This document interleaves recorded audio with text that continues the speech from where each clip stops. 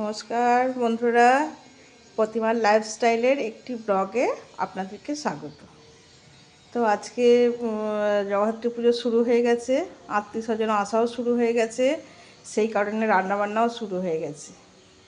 তো আজকে প্রথমেই রান্না করব আপনার যে দেশি খাসি, যেটা মানে পাঁঠা বলে, কচি পাঁঠার ঝোল, যেটা সেইটা আজকে হবে কচি পাঁঠার ঝোল।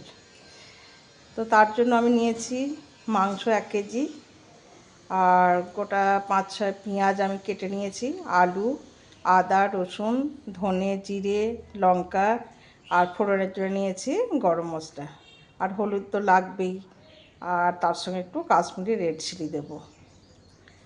তো আপনারা রান্নাটা দেখতে থাকুন। সেই আলুগুলোকে প্রথমে আমি লাল লাল করে ভেজে নিয়েছি।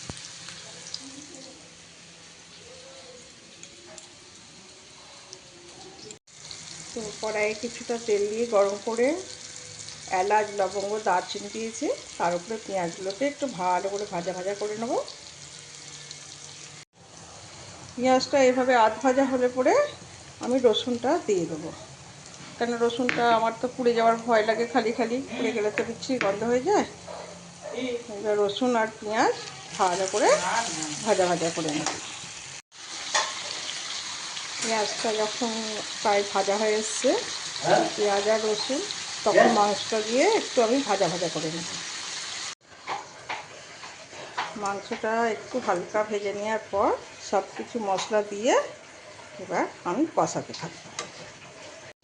মাংস প্রায় কষা হয়ে এসেছে, এবার একটু দই দিয়ে দেবো। দই দিয়ে কষা কষা করে প্রেশার দিয়ে দেবো। এই যে তৈরি হয়ে গেছে লাল লাল ঝাল ঝাল দেশি পাঁঠার ঝোল। এই ভিডিওটা যদি আপনাদের ভালো লেগে থাকে, লাইক করবেন, শেয়ার করবেন, সাবস্ক্রাইব করে দেবেন। নমস্কার।